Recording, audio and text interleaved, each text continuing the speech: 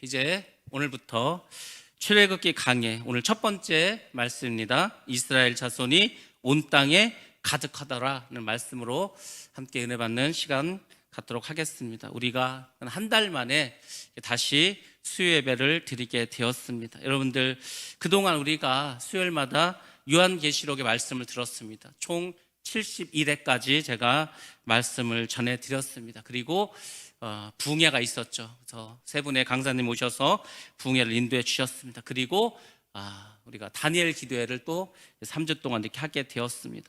어떻게 보면은 우리 한 달 동안 참 정신없이 달려온 것 같습니다. 사실 우리가 이 한 달 동안 부흥회도 있었고 또 3주간의 다니엘 기도를 통해서 많은 분들의 말씀을 듣고 여러분들이 사실 영적으로 굉장히 충만하실 그럴 때입니다. 근데 참 신기한 게 이렇게 은혜를 많이 받았는데 우리의 마음은 피곤하고 힘들 수가 있습니다. 이것을 여러분들이 잘 기억하셔야 됩니다. 그 한 달을 너무 우리가 어떻게 보면 이제 과부하가 걸렸겠죠. 너무 많은 영적인 은혜를 받고 한 달 동안 정신없이 이렇게 살아왔습니다. 그러면은 나도 모르게 피곤해질 수가 있습니다. 육적으로도 피곤하고 마음적으로도 피곤할 수가 있습니다. 우리가 그 엘리야를 보면은 갈멜산에서 이제 우리가 잘 아는 것처럼 850명이나 되는 바알을 섬기는 그 선지자들하고 싸우지 않았습니까? 그 영적으로 엄청난 큰 일을 했는데 그 후의 모습을 보면은 어떻게 합니까? 이 엘리야가 하나님에게 어떻게 합니까? 자기를 죽여달라고 합니다. 광야에 가서 로뎀나무 아래 숨습니다. 그리고 자기를 이제 다 됐으니까 난 이제 아쉬움이 없으니까 데려가 달라고 이렇게 이야기합니다. 우리가 볼 때는 그 갈멜산에서 엄청난 대결을 벌이고 큰 영적인 그런 어떤 일을 벌였는데 왜 엘리야가 그렇게 했을까? 왜 죽기를 원했을까? 우리가 너무 오바를 해도 그럴 수 있습니다. 그러니까 우리가 지난 한 달 동안 한 주간의 부흥회와 3주간의 그리고 다니엘 기도를 통해서 우리 영적으로 참 많은 은혜를 받았습니다. 보약을 아주 엄청나게 많이 먹었습니다. 근데 우리의 마음은 힘들 수 있고 우리의 욕심도 피곤할 수 있습니다. 그래서 여러분 이럴 때에는 잘 쉬는 게 중요합니다. 그리고 차분하게 있는 게 중요합니다. 자꾸 더 화가 날 수도 있고 짜증이 날 수도 있습니다. 그래서 저도 오늘 말씀을 될 수 있으면 짧게 끝내고 여러분들 집에 가서 쉬실 수 있도록 그렇게 하려고 합니다. 아무튼 이제 오늘부터 우리가 출애굽기 강해를 들어가는데 이 출애굽기를 통해서 여러분들 많은 은혜를 받으시기 바랍니다. 이 출애굽기는 우리에게 참 중요한 말씀입니다. 제가 그 요한계시록을 끝나고 어떤 말씀을 전해드릴까 새로운 말씀을 준비하기 위해서 기도하는 가중에 이 출애굽기가 떠올랐습니다. 왜 출애굽기를 하나님께서 우리에게 수요일날 이렇게 말씀을 전하라고 하셨을까? 아직은 다는 모릅니다. 그렇지만 우리가 하다 보면은 주님의 뜻을, 하나님의 뜻을 우리가 아마 깨닫게 될 것 같습니다. 그래서 오늘부터 이어진 이 출애굽기를 통해서 여러분들 많은 은혜를 받으시고 수요일은 수요일만의 특별한 은혜가 있습니다. 그래서 여러분들 수요일날 오셔서 은혜 받으시고 마음의 평안도 누리시고 또 여러분들 하나님의 말씀 가운데서 새 힘을 공급받으시길 주의 이름으로 축원합니다. 출애굽기의 내용은 이렇습니다. 이제 하나님께서 구속 사역을 시작하십니다. 사실 이 출애굽기는 굉장히 우리에게 중요하고 또 여러 가지로 이제 말씀을 해주십니다. 먼저 이 이스라엘 백성들이 애굽에서 살게 됩니다. 그 애굽에서 사는 그 이스라엘 백성들을 이 마귀가 다스리는 세상과 비유해서 많이 이야기합니다. 400년 동안 노예 생활하면서 억압당하고 노역을 당합니다. 우리가 예수를 믿기 전에는 그 마귀 안에서 마귀가 우리를 지배하기 때문에 마귀의 세상에서 지치고 힘들고 어렵게 우리가 살아갑니다. 그러다가 이제 우리가 예수를 믿게 되죠. 그래서 드디어 우리가 출애굽을 하게 됩니다. 그리고 이제 광야로 들어오게 되죠. 광야는 무엇입니까? 지금 우리가 살아가고 있는 이 세상이 바로 광야입니다. 이 세상에는 하나님을 믿는 사람도 있고 하나님을 믿지 않는 사람도 있습니다. 이 세상은 광야같이 하나님의 은혜도 많이 있으면서 또 삶이 힘든 곳이 바로 이 세상입니다. 이스라엘 백성들이 광야 생활을 다 마치고 요단강을 건너서 가나안 땅으로 들어가지 않습니까? 그것은 바로 우리가 주님이 이 땅에 오셨을 때 여러분들 저 천국으로 들어가는 것을 상징해 줍니다. 바로 구원의 완성을 말씀해 주고 있습니다. 그래서 출애굽기는 우리 인생과 가장 유사하고 우리 사람들의 모습 정말 얼마나 우리가 참 더럽습니까? 우리가 얼마나 악합니까? 그런 모든 인간 군상의 모습들이 다 출애굽기에 나와 있습니다.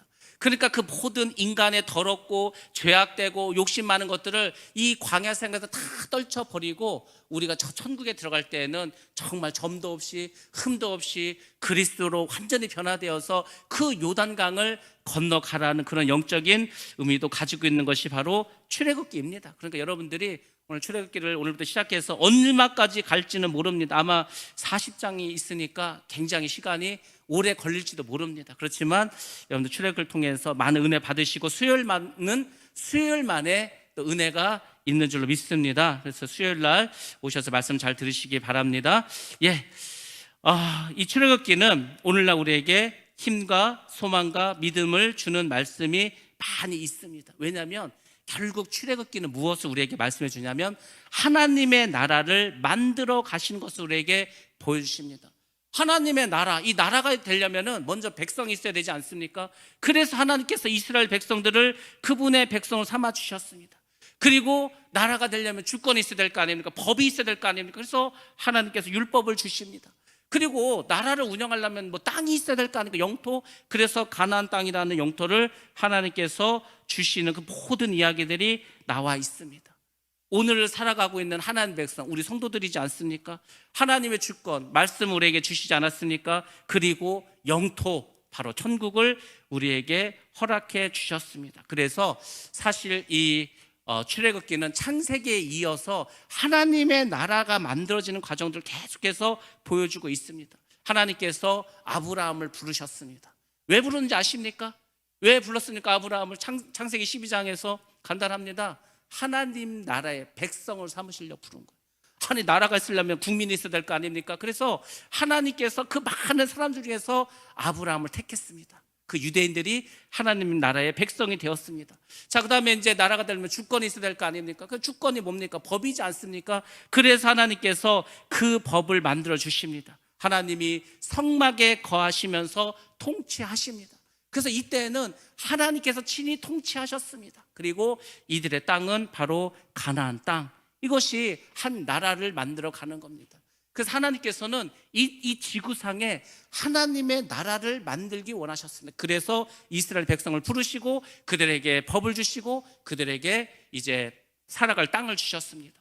하늘나라도 마찬가지입니다. 하나님께서 뭐 하시는 분인지 아십니까? 나라를 만드시는 분입니다. 하나님의 나라, 천국, 다 우리가 천국 가기를 원하지 않습니까? 천국은 장소의 개념이 있습니다. 국민도 있어야 됩니다. 주권이 있어야 됩니다. 법이 있어야 될 거 아닙니까? 하나님께서 천국을 다 다스립니다. 그러니까 출애굽기는 하나님의 나라에 대해서 우리에게 알려주십니다. 어찌 보면은 요한계시록하고 좀 비슷한 게 많이 있지 않나, 그런 생각을 우리가 해봅니다. 자, 출애굽기 명칭에 대해서 이제 말씀드리겠는데, 히브리어 성경에서는 출애굽기가 두 개의 단어로 시작합니다. 성경이 어차피 구약 성경 다 이스라엘에서 나오지 않았습니까? 그래서 히브리어로 뭐라고 써 있냐면 웨엘레 쉐모스라고 나와 있습니다. 이게 무슨 말이냐면 그리고 이것들이 누구누구의 이름이다. 바로 출애굽기 1장 1절 말씀의 두 단어로 시작하는 것이 히브리어, 그러니까 히브리어 성경의 내용이고, 헬라어 성경을 보면 70인역에서 이 히브리어를 출애굽기를 엑소더스라고 이렇게 표현해 줬어요. 영어로도 이제 엑소더스라고 하는데 탈출이라는 말입니다. 탈출. 그래서 많은 사람들이 동시에 대탈출을 하는 것, 그것을 우리가 엑소더스라고 하는데 헬라어 영어에서는 그걸 엑소더스라고 했고, 그래서 그것을 우리가 영어로 번역하고 한국말로 한자로 바꾼 게 출애굽. 그러니까 애굽을 탈출했다 이거죠. 애굽을 나왔다, 이렇게 해서 명칭이 정해졌습니다. 자, 사실 우리가 창세기, 출애굽기, 레위기, 신명기, 민수기 이렇게 쭉 따로따로 이렇게 이야기하지만, 사실은 이 창세기하고 출애굽기가 쓰여진 게 사실 성경책에서는 종이 한 장 차이지만 사실 이것은 400년의 시간의 간격을 두고 있습니다. 창세기가 끝나죠. 창세기가 끝나면서 무슨 얘기가 나옵니까? 야곱이 죽으면서 이게 청제들, 자식들 다 불러놓고 유언하지 않습니까? 그렇게 하고 이제 출애굽이 시작됩니다. 그 사이에 400년의 시간이 지나갔습니다. 그래서 구약의 이 5번 처음에 나오는 그 5권 모세오경은 우리에게 굉장히 중요한 책이고, 그리고 항상 이 출애굽기는 그 앞에 나온 창세기와 뒤에 나오는 레위기 또 민수기, 신명기 이거하고 같이 연결해서 우리가 봐야 됩니다. 원래 이 모세오경은 한 권의 한 묶음의 책이었기 때문에 우리가 그렇게 보셔야 됩니다. 자, 출애굽기 누가 썼습니까? 우리가 잘 아는 것처럼 모세오경이라고 한 거 보니까 당연히 모세가 썼다는 것을 알 수가 있습니다. 모세가 하나님의 감동을 받아서 쓴 책입니다. 그래서 구약 성경에서도 신약 성경에서도 또 유대교에서도 바로 모세가 이 출애굽기를 썼다는 것을 많이 증명해 주고 있습니다. 그래서 구약의 증거를 보면 여호수아서 또 열왕기하상, 역대하 이런 데서 말해주고 있고, 정통 유대교에서도 성경대로 이것은 모세가 썼다고 증거해주고 있습니다. 그리고 신약 성경에서도 마태복음, 마가복음, 로마서 등 많은 곳에서 이 모세오경을 출애굽기를 모세가 썼다 이렇게 증언해주고 있습니다. 예수님께서도 그렇게 증거해 주셨습니다. 자, 우리 말씀 한번 보겠습니다. 마가복음 12장 26절 말씀 보겠습니다. 시작. 죽은 자가 살아난다는 것을 말할진대 너희가 모세의 책 중 가시나무 떨기에 관한 글에 하나님께서 모세에게 이르시되 나는 아브라함의 하나님이요 이삭의 하나님이요 야곱의 하나님이로라 하신 말씀을 읽어보지 못하였느냐. 아멘. 예수님께서도 말씀하셨습니다. 너희가 모세의 책 중에서 가시나무 떨기에 관한 글, 가시나무 떨기가 뭡니까? 하나님께서 모세를 부르신 장면이지 않습니까? 그러니까 예수님께서도 이 출애굽기 3장 6절을 인용하시면서 바로 모세가 이 출애굽기 저자라는 것을 간접적으로 이렇게 말씀해 주고 있습니다. 자, 그 다음에 이게 그러면은 출애굽기가 어디서 쓰여진 책인가, 또 언제 쓰여졌는가, 이것도 이제 책이니까 우리가 알아야 되지 않겠습니까? 자, 우리 말씀 한번 먼저 보겠습니다. 출애굽기 16장 35절 말씀입니다. 시작. 사람이 사는 땅에 이르기까지 이스라엘의 자손이 40년 동안 만나를 먹었으니 곧 가나안 땅 접경에 이르기까지 그들이 만나를 먹었더라. 아멘. 뭐 직접적으로 언급한 것 같진 않지만은 저작 시기가 여기 나와 있습니다. 애굽에서 나왔습니다. 출애굽했죠.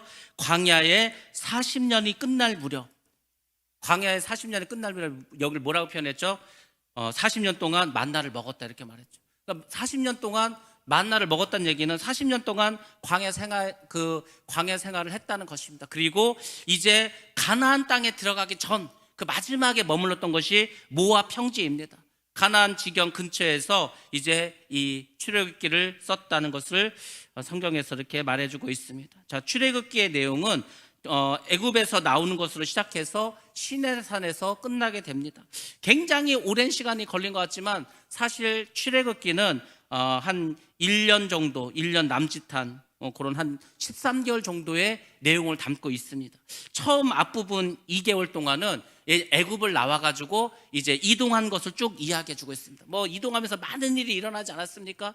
그렇죠. 그리고 이제 11개월 동안 시내산에 머물면서 있었던 그 이야기를 다 써준 것이 바로 출애굽기입니다. 그래서 한 1년 하고 한 달 정도 더 있었던 일들을 이제 출애굽기에서 알려주고 있습니다.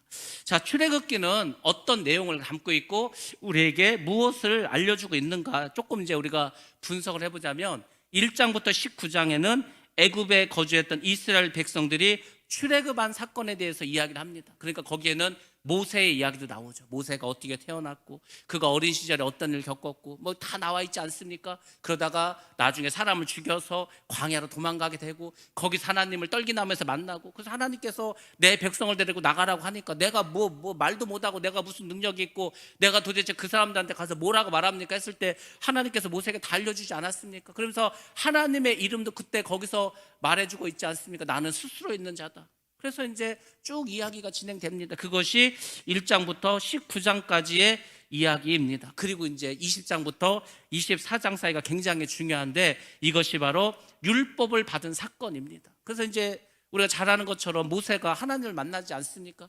하나님께서 이 모세에게 뭘 줍니까? 율법을 주지 않아서 십계명 이때 받습니다. 율법을 받죠. 그래서 이제 그 내용이 쭉 나오고 25장에서 40장은 성막에 대한 이야기가 쭉 나옵니다. 그래서 이제 성막을 지을 때 어떻게 짓고 어떻게 하고 뭐 해서 하나님께서 알려주십니다. 그리고 하나님께서 알려주신 그대로 건립한 일이 나옵니다. 그러니까 출애굽기가 처음에는 좀 재밌습니다. 뭐 이제 스토리가 나오고 이야기가 있고 막 하니까 재밌어. 근데 이게 한 25장을 넘어가면은 별 재미가 없습니다. 뭐 장막을 지을 때 뭐 어떻게 씨를 어떻게 하고 뭘 어떻게 하고 그가 이게 뭔 얘기인지 잘 재미도 없고 막 그렇죠. 근데 그 하나하나에 사실 다 의미가 있습니다. 하나하나에 다 의미가 있어요. 그래서 이제 그것을 우리가 배우면은 야, 하나님께서 이렇게 자세하게 아주 자세하게 이렇게 말씀하시는구나. 하나님께서 우리의 삶을 이렇게 깊이 정말 간섭하시는구나. 그것을 우리가 알 수 있습니다. 그러면 하나님께서 뭐 출애굽 때만 그렇겠습니까? 그렇지 않아요. 여러분들 꼭 기억하시기 바랍니다. 하나님은 내 생각도 알고 계세요. 내가 지금 무슨 일을 하고 있는지, 어떤 일을 하고 있는지, 어떤 계획을 하고 있는지도 하나님 다 알고 계신다니까 참 신기하죠. 근데 신기한 게 아니죠. 하나님이니까 다 알고 계십니다. 우리는 하나님이 전지전능하시라고 그렇게 믿고 있으면서도 때로는 하나님께서 내 마음을 아실까? 하나님께서 내 상황을 아실까? 하나님께서 나의 지금 이 힘든 것을 하나님 지금 알고 계실까? 다 알고 계십니다. 다 알고 계신다고 모르지 않습니다. 하나님이 뭘 모르시냐고 다 알고 계셔. 그럼 우리가 그러죠. 하나님, 내가 이렇게 힘들고 어려운데 왜 보고만 계십니까? 하나님 보고만 있는 거 아닙니다. 하나님은 때를 기다리고 있는 겁니다. 하나님에게 중요한 것은 때입니다. 때. 하나님께서 예수님을 다시 이 땅에 보내주시지 않습니까? 예수님의 재림하십니다. 이 세상의 마지막이 옵니다. 그게 정체된 게 아니라는 게 계속해서 그 하나님의 나라를 향해서 이 인류 역사는 계속해서 진행되고 있습니다. 근데 제가 여러분에게 팁을 하나 알려주겠습니다. 하나님이 일을 어떻게 하는지 아십니까? 하나님은 어떤 일을 하실 때 몇백 년 동안 아무 일도 벌어지지 않아요. 아무 일도 생기지 않습니다. 그러다가 딱 때가 되면 급속하게 그 일을 하십니다. 출애굽 때도 그랬습니다. 출애굽 때 10가지 재앙이 내리지 않습니까? 그 400년 동안 아무 일도 없다가 갑자기 이제 출애굽을 하게 생겼으니까 막 10가지 재앙이 쏟아지면서 이스라엘 백성들이 그 애굽 땅을 나갈 수 있도록 그 환경을 만들어 주십니다. 예수님께서 하늘로 올라가시고 내가 뭐 곧 온다고 그렇게 말했는데 지금 2000년이 지났는데도 안 오고 계시지 않습니까? 가만히 있는 게 아니라니까요. 하나님은 하나님의 때가 있는 겁니다.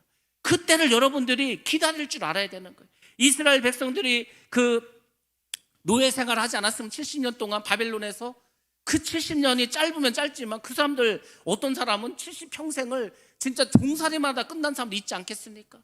그러니까 우리에게는 70년이 긴 시간이죠. 우리에게는 2000년이 긴 시간입니다. 근데 하나님 보실 때는 70년이나 2000년이나 그게 다 거기서 거기죠. 그러니까 하나님께서는 그분의 때가 있고 그분의 섭리가 있습니다. 그러니까 여러분들이 인내하면서 그 때를 기다리시는 거예요. 그러니까 여러분들이 말씀을 들으면서 그걸 배워야 됩니다. 우리가 너무 성질이 급해. 하나님 내일이라도 당장 오시기 바랍니다. 내일 오면은 지금 구원받지 못한 사람 더 어떻게 하라고. 다 지옥 가는데 우리는 뭐 이 땅에 살아야 뭐 100년밖에 더 살겠습니까? 지옥 가는 사람은 영원히 지옥에 살아야 되는, 영원히. 하나님 입장에서는 그래도 한 영혼이라도 더 천국에 갈 수 있는 기회를 하나님이 주려고 하지 않겠습니까? 그러니까 하나님도 안타깝지만은 순교자들이 막 발생하지만은 그들의 순교의 피를 흘리게 하면서라도 한 영혼이라도 돌아오게 하기 위해서 하나님도 기다리고 인내하고 계시는 중입니다. 여러분들이 그런 하나님의 마음을 아셔야 되는 거예요. 그래서 출애굽기를 하면서 여러분 이 모든 인간의 군상들이 이 출애굽기에 다 나와 있습니다. 광야 생활은 영적으로 보면은 우리 이 인간 세상을 말하는 게 광야는 별 사람들 다 있지 않습니까? 늘 하나님을 불평하고 원망하고 사실 출애굽기에 보면은 하나님을 찬양하고 기뻐하는 것은 그 홍해 건넜을 때 뭐 만나를 줬을 때 뭐 그럴 때뿐이고 나머지는 맨날 원망불평합니다. 그게 뭘 보여준지 아십니까? 오늘날 우리를 보여주는 거예요. 하나님이 은혜를 주시고 복을 주시고 문제를 해결해 주시면 할렐루야 하면서 하나님을 찬양하는 거예요. 그러다 또 인생이 힘들어집니다. 피곤해집니다. 문제가 생깁니다. 인생이 어렵습니다. 그럼 또 원망불평하는 거예요. 그러니까 그 광야 40년을 돌았던 이스라엘 백성들이나 우리나 다를 게 없다는 거죠. 여러분들 그거 아십니까? 가데스 바냐에서 정탐꾼을 보냈습니다. 그 정탐꾼들이 와서 사실은 하나님께서 이 땅을 우리에게 주셨다면은 2주 만에 그 출애굽하고 바로 가나안 땅에 들어갈 수 있었습니다. 근데 거기서 원망하고 불평하지 않았습니까? 그래서 광야 40년 돈 겁니다. 여러분들이 이 광야 같은 인생에서 힘들고 어려운 이 세상에서 이걸 빨리 광야 생활을 끝내고 싶으면 간단합니다. 원망불평하지 말라는 거. 제가 늘 말씀드리지 않습니까? 원망불평은 우리의 광야 생활만 더 늘리는 것입니다. 어떤 환경에서도 어떤 어려움에서도 모든 것을 하나님이 아신다. 하나님께서 나를 인도해 주신다. 하나님 반드시 역사해 주신다. 그 믿음을 가지시고 여러분들 굳거나 믿으러 나아가면 여러분의 광야는 거기서 끝나게 될 줄로 믿습니다. 뭔가 이 가데스 바냐에 갔을 때 믿음으로 여러분을 고백하셔야 돼요. 그때가 다 있습니다. 누구에게나 다 있습니다. 나의 믿음을 한번 하나님 테스트할 때가 있어요. 그때 여러분들이 아무리 어려워도 힘들어도 그 시험을 이기셔야 되는 거예요. 근데 거기서 넘어져가지고 그 시험에 둬서 또 한 바퀴 광야를 돌아옵니다. 그런 분들 많습니다. 우리가 막 그렇게 살아왔어요. 그러니까 여러분들 이제는 다시는 광야 생활을 겪지 않으려면 어떤 어려움이 와도 믿음으로 고백하시기 바랍니다. 하나님 함께 하심으로 저 가나안의 족속들, 그 거인과 같은 족속들은 다 메뚜기에 불과하다.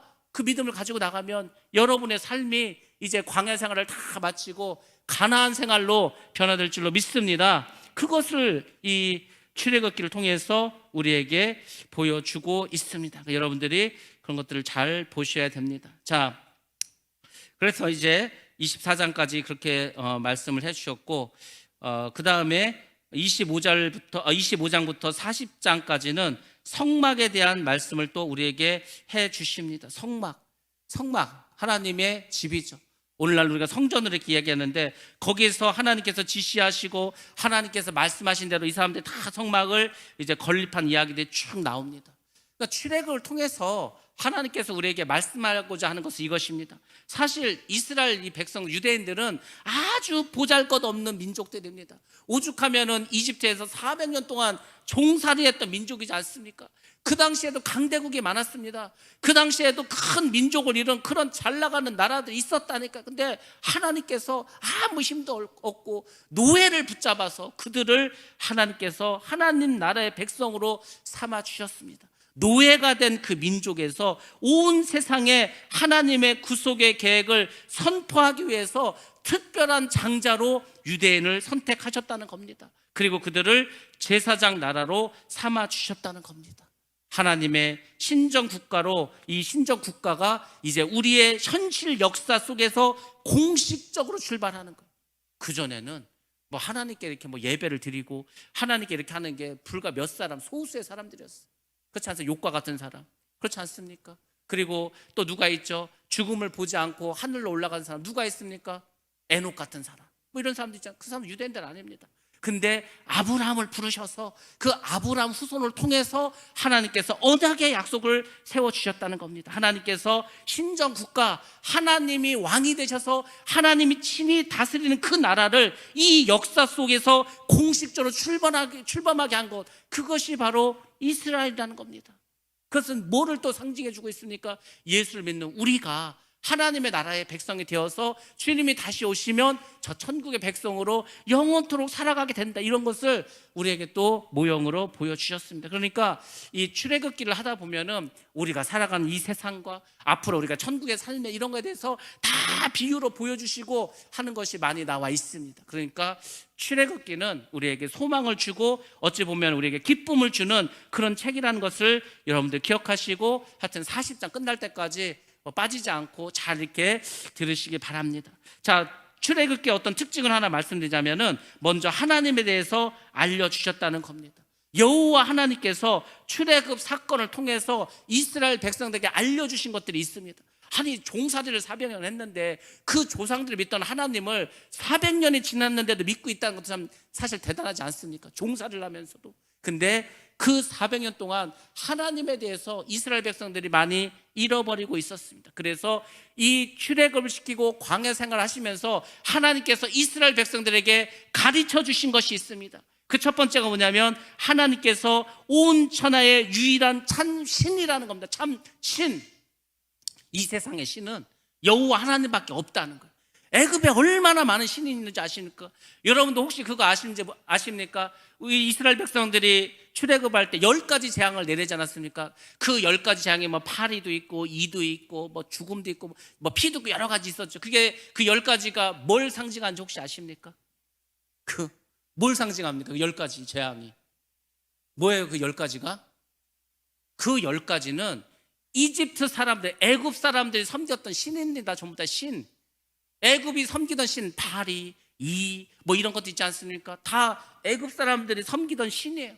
그래서 하나님께서 일부러 그렇게 다 하신 겁니다. 일부러 너희들 지금 이 바리를 뭐 신을 섬기지, 너희들 지금 이 뭐 죽음을 신으로 섬기지, 너희들 이 지금 개구리를 신으로 섬기지. 그거를 하나님께서 다 보여주시는 것. 다 가짜신이란 가짜신. 너희들 지금 이거 섬기는 거에 다 가짜라는 거. 유일하신 참신은 여호와 하나님밖에 없다. 이것을 이스라엘 백성들에게 그 10가지 재앙을 통해서 보여주시는 겁니다. 뭐 성경에서 일 없이 괜히 뭐 개구리가 나오고 이가 나오고 피가 나오고 그런 것이 아니라는 겁니다. 두 번째로는 이스라엘의 조상들에게 약속하신 대로 신실하게 행하시는 하나님이라는 것을 출애굽을 통해서 보여주십니다. 하나님께서 이미 다 말씀해 주셨습니다. 너희 후손이 이제 객이 되어서 400년 동안 있다가 돌아올 거라고 이미 아브라함에게 말씀하셨습니다. 하나님은 그냥 일하지 않아요. 항상 말씀을 해주시고 언약을 맺으시고 다 알려주시고 그렇게 그분의 일을 행하십니다. 그리고 세 번째로는 십계명과 여러 가지 율법을 통해서 자신의 도덕적인 의지를 알려주십니다. 하나님의 백성은 거룩하게 살으라는 거예요. 거룩하게 구별되게 살으라는. 그 당시에 그 4,000년 전에 5,000년 전에 그 옛날에 뭔 도덕이 있었겠습니까? 무슨 법이 있었겠습니까? 근데 하나님께서는 너희가 내 백성이라면 이렇게 구별되게 거룩하게 살아가는 거예요. 거룩하게. 이 거룩이란 말이 구별하다는 뜻 아닙니까? 하나님을 알지 못하는 그 이방 민족하고 구별되게 살아라. 그것을 하나님께서 십계명이나 율법을 통해서 알려주셨습니다. 그 도덕법을 통해서 사람의 죄악됨을 깨우쳐 주시는 거예요. 사실은 그것을 계속해서 알려주십니다. 그리고 이제 뒤에 가면 성막이 나오죠. 이 성막이 되게 복잡합니다. 그 가죽은 어떤 가죽을 하고 실은 어떤 실을 만들어서 꽈서 하고 막 되게 복잡한. 그때부터 이제 재미가 없어집니다. 우리가 연초에 그래 내가 올해는 성경 한번 다 이제 통독을 해봐야 되겠다. 그 창세기는 재밌으니까 막 스토리니까 쭉쭉쭉 읽어 나가죠. 그리고 이제 출애굽기도 앞부분은 좀 읽을만 합니다. 뭐 출애굽을 하고 뭐 여러 가지 사건이 벌어지고 이제 성막에 오게 되면은 이제 여기서부터 1차 좀 위기가 찾아오죠. 왜냐하면 뭔 소리인지도 모르고 재미도 없고 뭔 말인지도 모르고 성경에서 이런 말을 왜 썼을까? 이런 어떤 생각도 하게 됩니다. 근데 사실 우리가 출애굽기를 깊이 공부하게 되면은 하나하나 다 의미가 있는 거예요. 하나님이 괜히 일 없이 한 게 아닙니다. 괜히 일 없이 한 게 아니에요. 실을 꼴 때 같은 실로 꼬게 합니다. 왠지 아십니까? 다른 게 섞이면 거룩함이 깨지는 거예요. 그러니까 하나님이 실을 꼬는 거 하나도 다 이유가 있습니다. 그런 모든 것에 대해서 성막제도를 통해서 알려주십니다. 그 성막이 그러면 뭐를 말씀해주고 있습니까? 장차 오실 우리 구주 예수 그리스도 그분의 인격과 사역을 증거해 줍니다. 참 신기하죠? 우리는 성막이 그냥 하나 텐트인 줄 알았어요. 텐트. 근데 하나님께서 그 성막 텐트를 통해서 예수 그리스도께서 어떤 분이고 어떤 사역을 하고 할 거를 다 미리 예표해 주셨다는 거예요. 예표. 이미 미리. 얼마나 대단하십니까? 놀랍습니다. 그리고 그의 백성 이스라엘 자손이 하나님을 섬기고 그와 교제할 수 있는 방법들과 교훈들에 대해서도 말씀을 해주십니다. 그런데 나중에 이제 막 제사법 같은 게 나오지 않습니까? 그러니까 여러 가지 법을 알려주시는 거예요. 법을 알려줍니다. 법. 제가 아까 그냥 넘어갔지만 나라가 되려면은 그 세 가지가 필요하죠. 국민이 있어야 됩니다. 그리고 주권이 있어야 됩니다. 영토가 있어야 됩니다. 그러니까 하나님께서 이스라엘 백성을 만드시고 뽑으신 이유는 딱 하나라니까. 하나님의 나라를 만들기 위해서. 이 땅에다가 하나님의 나라를 만들기 위해서 나라가 필요하니까 뭐가 필요한가? 백성이 필요하지 않습니까? 주권이 있어야 될 거 아닙니까? 그래서 법을 주신 거 아닙니까? 영토가 필요하지 않습니까? 그래서 가나안 땅을 허락해 주신 거 아닙니까? 지금도 마찬가지입니다. 지금도 똑같습니다. 하나님의 백성, 하나님 나라의 백성, 성도가 있지 않습니까? 우리는 다 이 세상에서 하나님이 다스리는 이 세상에서 살다가 우리가 주님 오시면 또 하늘나라로 갑니다. 그리고 우리에게 법을 주셨습니다. 그게 뭡니까? 하나님의 말씀이지 않습니까? 우리에게 영토를 주셨습니다. 그게 천국입니다. 하나님은 모든 것이 나라의 개념으로 가는 거예요. 다니엘이 봤던 그 신상 있지 않습니까? 머리는 뭘로 돼 있고 가슴은 뭐로 돼 있고 허리는 뭐로 돼 있고 밑에는 뭐 다리 뭐 돼. 그게 뭔지 아십니까? 이 인류 역사상에 있었던 제국들을 말하고 있지 않습니까? 바벨론도 나옵니다. 그 다음에 메세와 그 바사라는 그 민족도 나옵니다. 그 로마도 나옵니다. 뭐 그리스도 다 나옵니다. 그게 다 뭔지 아십니까? 나라의 나라. 그 신상이 있죠. 신상을 딱 보여줍니다. 근데 그 신상에서 어떻게 됩니까? 돌이 하나 뜹니다. 돌이 하나 떠가지고 그 신상을 다 무너뜨립니다. 그게 뭘 말하는 거예요? 그 신상에 있었던 뭐 로마나 헬라나 그 앞에 있었던 뭐 바벨론이나 이거는 다 인간이 세운 나라라는 거예요. 인간이 세운 나라. 그 인간이 세운 나라를 뜨인 돌 예수 그리스도께서 그 신상을 다 부셔가지고 하나님의 나라를 세우겠다는 거예요. 그러니까 전부 다 이 성경이나 모든 것을 보면은 전부 다 나라 개념입니다. 그러니까 여러분들이 그 나라의 개념으로 보시면은 성경이 확 띄입니다. 천국이 뭡니까? 나라입니다. 하나님의 나라. 우리는 하나님 나라의 백성, 하나님 나라의 백성이니까 그 법이 있을 거 아닙니까? 주권이 있을 거 아닙니까? 다 그것이 성경의 내용입니다. 그게 구약에도 있었고 신약에도 있었고 계시록에도 있는 거예요. 그리고 여러분들 우리가 다 나중에 어디로 갑니까? 하나님의 나라에 가지 않습니까? 나라. 전부 나라에 대한 얘기를 하고 있는 거예요. 그러니까 성경을 나라라는 개념으로 여러분들 깨달으시면은 훨씬 더 빨리 알 수가 있습니다. 자, 그리고 하나님께서 성막제도를 또 우리에게 보여주시죠. 그래서 예수 그리스도께서 그분의 인격과 사역을 증거해주고 있고, 또 하나님의 백성 이스라엘 자손이 하나님을 섬기면서 그와 어떻게 교제하는 그 방법에 대해서 성막을 통해서 말씀해주고 있습니다. 그리고 그가 친히 이스라엘 백성의 함께 하심을 증거하는 거예요. 그 성막에 뭐가 있습니까? 지성소가 있지 않습니까? 거기에 누가 계십니까? 하나님이 계신 거, 하나님이. 그래서 하나님께서 그 성막 안에서 그들을 통치하신다. 법을 주시고 율법을 주시지 않았습니까? 성막에 하나님 거하시지 않습니까? 그리고 하나님이 통치하시는 겁니다. 그것을 알려주는 거예요. 창세기는 뭘 말해준지 아십니까? 창세기는 12장에서 하나님이 아브라함 부릅니다. 그래서 뭘 얘기하는 거예요? 백성을 말하는 겁니다. 하나님 나라의 백성이 있어야 될 거예요. 국민이 나라가 되려면. 그래서 이스라엘 백성을 뽑은 겁니다. 국민을 만들려고. 그 다음에 필요한 게 뭐죠? 통치하려면 법이 있어야 될 거니까 주권. 그래서 그 주권을 성막에 계시면서 하나님께서 알려주신 겁니다. 법을 주셨어요. 그리고 영토가 필요하지 않습니까? 그래서 가나안 땅 주신 거라니까요. 우리도 다 마찬가지. 결국은 하나님은 모든 것을 나라 개념으로 계속해서 말씀해 주고 있습니다. 하늘 나라라고 하지 않습니까? 천국이라고 하지 않습니까? 다 하나님은 나라로 지금 모든 것을 끌고 가고 있는 거예요. 근데 구약에서 그 하나님의 예표를 이스라엘 백성을 통해서 보여주신 겁니다. 그리고 신약시대에는 예수 그리스도를 구주로 믿는 사람들 통해서 하나님의 나라를 말씀해 주고 있습니다. 그리고 예수님께서 이 땅에 다시 오셔서 재림하시면 드디어 영원한 하나님의 나라 메시아 왕국을 통해서 하나님의 영원한 천국을 우리에게 보여주시겠다는 거예요. 전부 다 나라의 개념입니다. 그러니까 여러분들이 이 출애굽을 통해서 그런 것들 잘 기억하시면 좋겠습니다. 자, 오늘 본문 내용 중에서 중요한 말씀 하나 말씀드리고 말씀 마치도록 하겠습니다. 이스라엘 백성들이 고센 지방 온 땅에 가득하게 되었습니다. 애굽에 정착하지 않았습니까? 왜 고센 땅에 가서 살게 되었는가? 그것은 이제 우리가 그 부분에 가면 제가 자세히 말씀드리도록 하겠습니다. 모세가 출생할 즈음까지 350년간 이스라엘 백성들이 그 땅에서 계속해서 번성했습니다. 이스라엘 자손이 온 땅에 가득하더라. 오늘 제목이지 않습니까? 이 오늘 읽은 출애굽기 1장 7절 말씀입니다. 왜 이들이 그 노예 생활을 하면서도 그렇게 번성할 수 있었을까? 그것이 바로 하나님의 약속의 성취라는 것입니다. 하나님은 그걸 보여주는 거예요.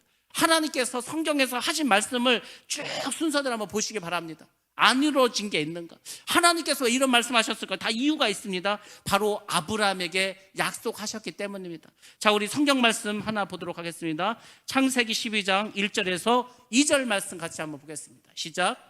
여호와께서 아브라함에게 이르시되 너는 너의 고향과 친척과 아버지의 집을 떠나 내가 내게 보여줄 땅으로 가라. 내가 너로 큰 민족을 이루고 내게 복을 주어 내 이름을 창대하게 하리니 너는 복이 될지라. 아멘. 아멘. 하나님께서 처음으로 이제 아브라함을 부릅니다. 아브라함 불러서 한 얘기 뭡니까? 너 고향 떠나. 친척집, 아버지 집 다 떠나. 그리고 내가 보여줄 땅이 있어. 글로 가라고 하죠. 그래서 가라 뭘 하겠다는 큰 민족을 이루어 주겠다는 거. 민족을 이루겠다. 민족. 내가 너에게 복을 주어서 내 이름을 창대케 하리라. 그래서 너는 복이 될지라, 복의 근원 될지라고 첫 번째 약속을 해주십니다. 두 번째 약속 보겠습니다. 창세기 15장 4절에서 5절 말씀 먼저 한번 보겠습니다. 창세기 15장 4절과 5절 말씀입니다.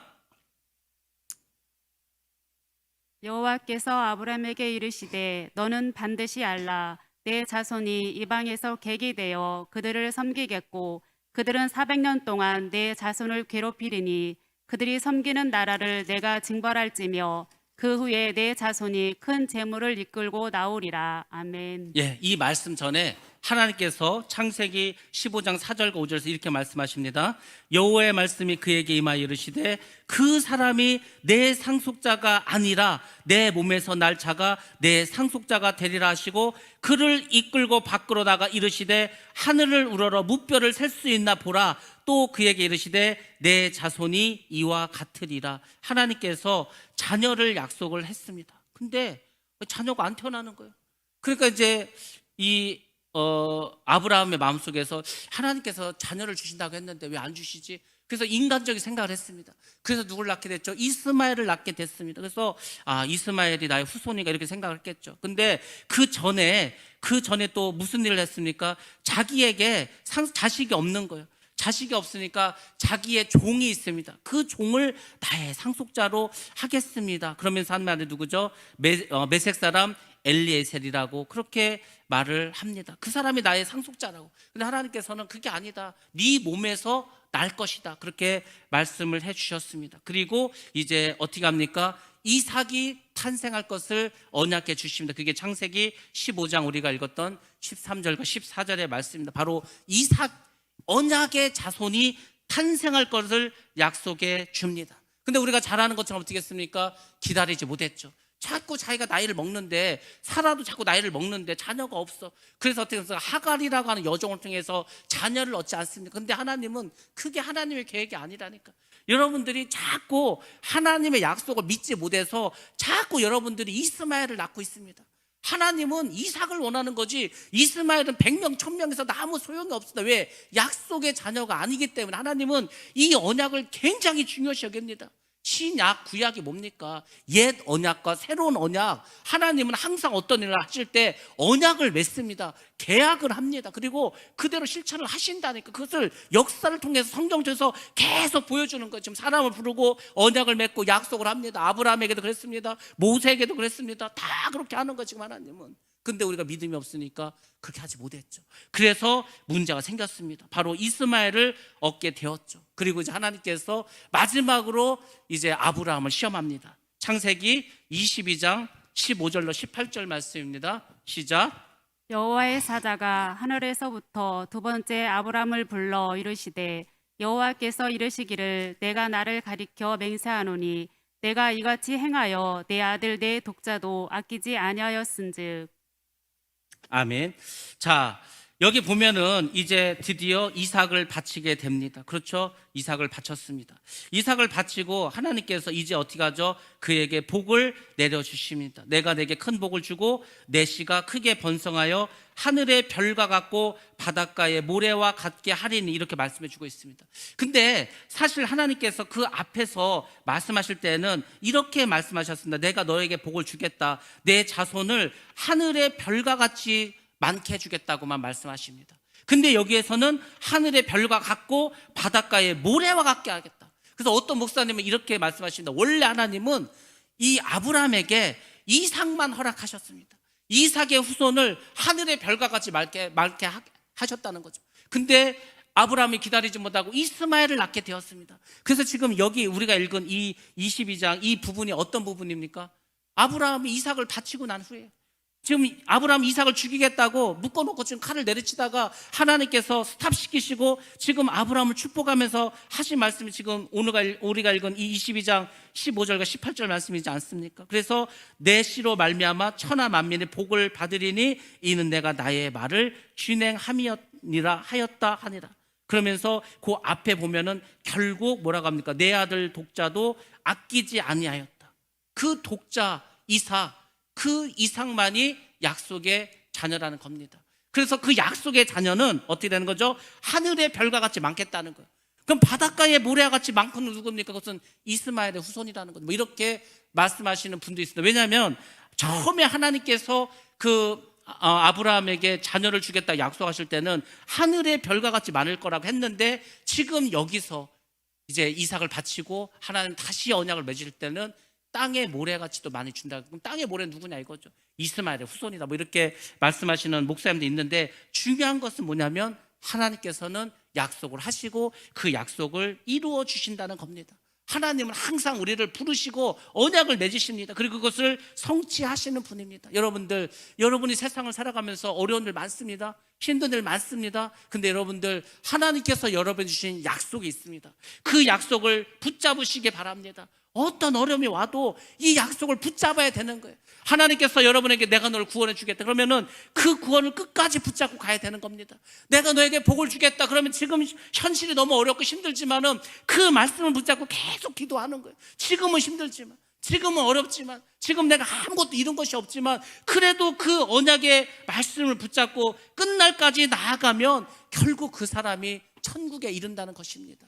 광야 생활이 40년이 쉬운 줄 아십니까? 여러분, 그만 낮에 50도가 넘어갑니다. 겨우 밤이 되면 막 춥습니다. 그만 전갈이 돌아다니고 뱀이 돌아다니고 그 광야, 그만 모래바람 날리는 곳, 먹을 것도 없는 곳, 거기 사는 거 쉽지 않습니다. 근데 이 사람들이 언약을 믿지 않았습니까? 하나님께서 약속하신 그 가나안 땅, 그 가나안 땅을 믿고 인내하고 나갔다는 겁니다. 원래 출애굽기가 이것입니다. 제가 고등학교 다닐 때 저희 학교 교목 선생님이, 그 목사님이 이걸 이렇게 설명해 주셨습니다. 출애굽기를, 이 세상은 마귀 세상이라는 거예요. 근데 예수를 믿었어. 예수를 믿은 게 이제 출애굽을 한 겁니다. 예수를 믿으면 이제 어떻게 합니까? 광야 생활하지 않습니까? 광야 생활. 광야 생활이 바로 이 세상이라는 거예요. 이 세상을 살아가면 광야니까 힘든 일도 있습니다. 떼약볕이 있습니다. 뭐 광야니까 뱀도 있습니다. 전갈도 있습니다. 힘들고 어렵습니다. 근데 그걸 다 믿음으로 이기는 거예요. 하늘로부터 내려온 만나를 가지고 하나님 주신 그 말씀 믿으면서 가는 거예요. 그럼 이제 어디에 이르릅니까? 요단강에 이르지 않습니까? 요단강에 이르르죠. 그러면 이제 요단강을 건너가면 어디입니까? 가나안 땅 아닙니까? 그 가나안 땅이 천국이라는 거예요. 약속에 따라야 되는 거예요. 우리가 살아가는 이 세상은 지금 광야라는 거예요. 지금 우리 광야 살고 있습니다. 다 광야 세상입니다. 여기서 영원히 못 삽니다. 다 우리는 여기를 떠나서 저 가나안으로 다 들어가야 되는 겁니다. 들어가야 되는 거예요.